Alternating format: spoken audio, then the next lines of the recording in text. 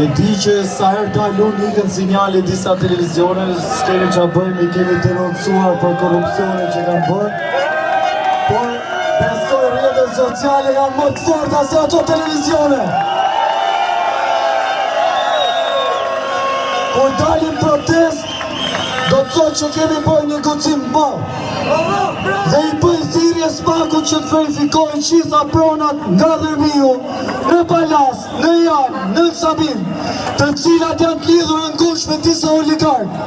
Aleksandër Frangaj, Artan Dulaku, Arpan Qillari, Artan Gaçi, Mireja Këmbërë, banorët e pallatit.